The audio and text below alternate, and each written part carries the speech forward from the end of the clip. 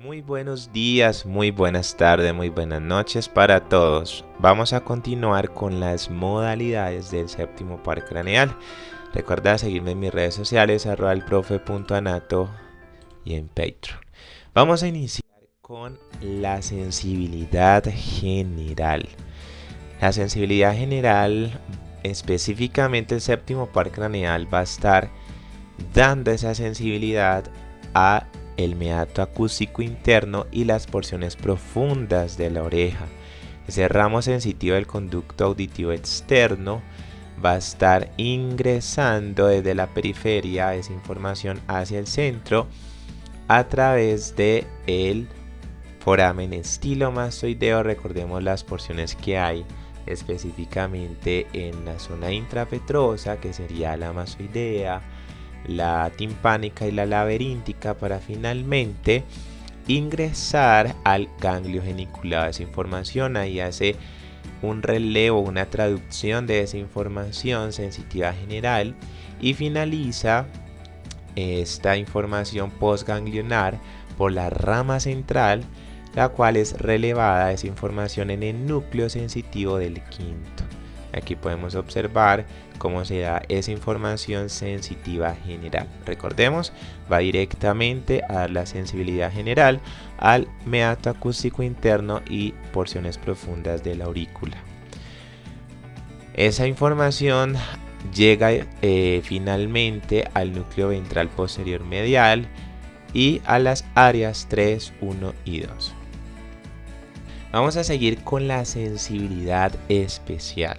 La sensibilidad especial va a estar dada específicamente en los 2/3 anteriores de la lengua, es de esa rama periférica con una información preganglionar.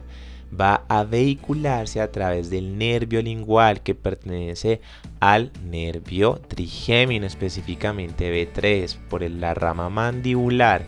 Ese nervio lingual ahora se continúa con la cuerda del tímpano, que ya es un nervio directamente del nervio facial, que está intrapetrosamente y aparece normalmente dentro del tímpano, atravesando esos huesecillos del oído medio, para finalmente comunicarse al ganglio geniculado y poder traducir esa información. Todas estas fibras nerviosas, toda esa información preganglionar, y una vez da su traducción en el ganglio geniculado, serían fibras postganglionares.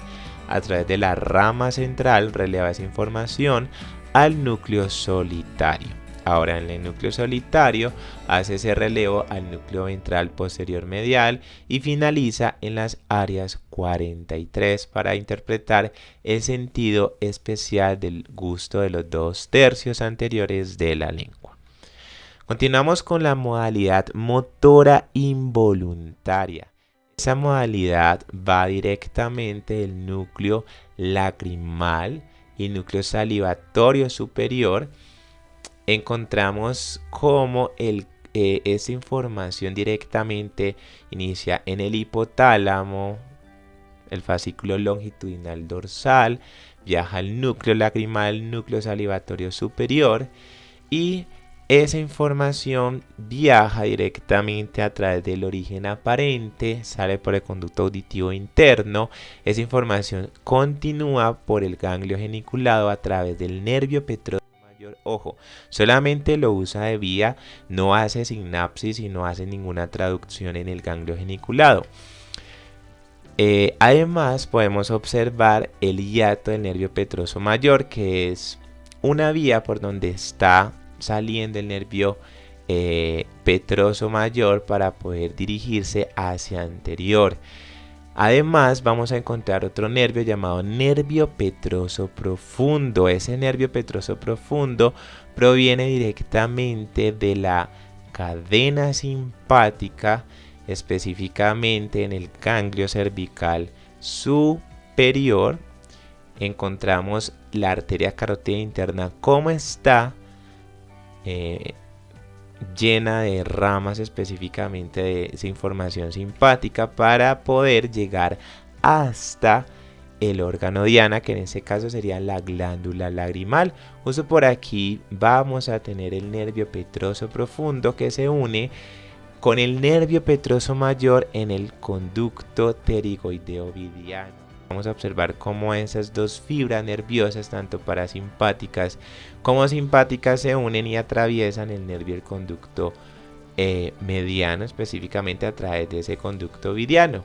Hace el relevo de esa información directamente en el ganglio pterigopalatino y finalmente utiliza de vehículo o directamente usa de vía el ramo cigomático temporal, que ya son fibras postganglionares, a través del ganglio pterigopalatino. Justo ahí es donde se traduce más bien esa información.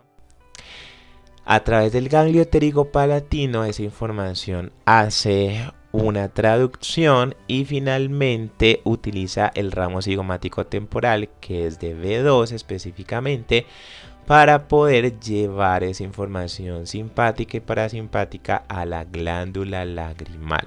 Y esa es la información motora involuntaria del séptimo par craneal. Ahí podemos observar cómo se dirige toda esa información parasimpática y simpática para poder llevar la información a la glándula lagrimal. Ahí encontramos entonces la rama cigomático temporal, que proviene directamente de V2, o sea, la segunda rama del nervio trigémino maxilar. Continuamos con la información motora involuntaria. Específicamente nos va a dar la información al paladar duro y al paladar blando. Vamos a recordar que esa información proviene del núcleo lagrimal y el núcleo salivatorio superior, específicamente la información parasimpática. Viaja esa información a través del ganglio geniculado, a través del núcleo petroso mayor. Continúa el nervio petroso profundo, que también viene de ese ganglio cervical superior. Al final se unen estos ramos nerviosos, forman el nervio del conducto pterigoideo o el nervio vidiano. Finalmente hace un relevo de esa información, se traduce esa información en el ganglio pterigopalatino y finalizan específicamente en nervios nasales posteriores y nervios palatinos descendentes. Ahora, esa es la información como tal parasimpática. La simpática proviene del ganglio cervical superior y esa información simpática se enrolla a través de las arterias, especialmente la arteria maxilar, para alcanzar la cavidad nasal y parte del paladar duro y paladar blando. Es aquí como podemos observar las arterias esfenopalatinas y las arterias palatinas descendentes para poder llevar esa información simpática, y es justo esa información la que encontramos en la cavidad específicamente del paladar blando y el paladar duro, y el paladar blando. Aquí podemos observar cómo las arterias palatinas mayores y menores salen directamente a través de esos forámenes palatinos mayores y menores para poder llevar esa información directamente hacia el paladar. Continuamos con la información motora involuntaria. Esa es la encargada de inervar específicamente la glándula sublingual y submandibular.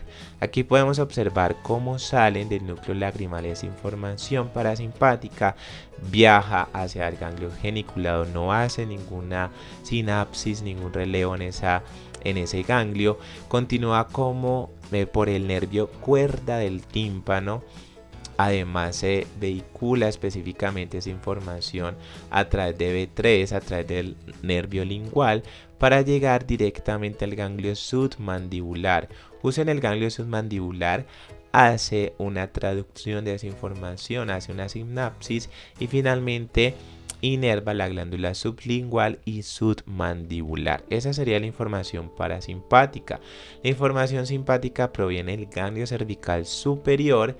Ese ganglio cervical superior va a usar la arteria carótida externa para poder llevar la información simpática a través de la arteria lingual y la arteria facial para llevar directamente a la información simpática, a las glándulas sublinguales y submandibulares. Vamos a seguir con la información motora voluntaria. Recordemos que esa información proviene de la motoneurona superior de la lámina 5 en las áreas 4 y 8. Hace el relevo en el núcleo motor del séptimo. Esta información sale a través del conducto auditivo interno, hace un recorrido intrapetrosamente y nos va a dar la información a un músculo, específicamente el músculo estapedio. Este es una de las ramas intrapetrosas que ya habíamos hablado en el video anterior. Si no lo recuerdas, lo puedes darle clic en la parte superior y recordar ese conocimiento.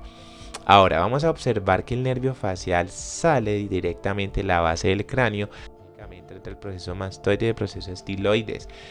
Vamos a observar el nervio auricular posterior como va directamente a inervar el vientre posterior, específicamente el vientre occipital del músculo epicráneo. Vamos a observar cómo va directamente a inervar al músculo auricular posterior y auricular superior. Además encontramos el ramo para el vientre posterior del digástrico y los ramos temporofaciales y cervicofaciales, que ya son ramos un poco más internos en la glándula parótida. Observemos cómo esos ramos temporales van a ir directamente a inervar los músculos de la mímica facial, los ramos cigomáticos, bucales, marginal de la mandíbula y ramos cervicales. Si no recuerdas cuáles son los músculos de la mímica facial, también te dejo un video en la descripción para que le des clic y puedas recordar los músculos de la mímica facial. Esa es la división temporofacial y división cervicofacial. Observamos cómo antes de ingresar a la glándula parótida deja algunos ramos para inervar específicamente estos músculos. Vientre posterior del digástrico, estiloideo, nervio auricular posterior, que va directamente a los músculos auriculares y al vientre posterior del músculo epicráneo. Ese sería el segmento supraglandular. Y eso sería el segmento intraparotidio. Al final se va a estar ramificando esas 5 ramas específicamente.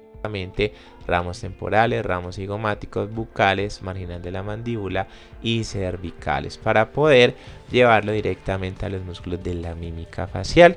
Y gracias a esa información motora voluntaria podemos sonreír, podemos guiñar el ojo, podemos silbar y hacer todas las expresiones faciales del día a día. Si te gustó este video, dale like, comparte, suscríbete al canal si no lo has hecho para que te llegue en las notificaciones todos los videos que pienso seguir creando para ti. Sígueme en mis redes sociales, en Instagram, TikTok, elprofe.anato, y en Patreon, el profe de Anato.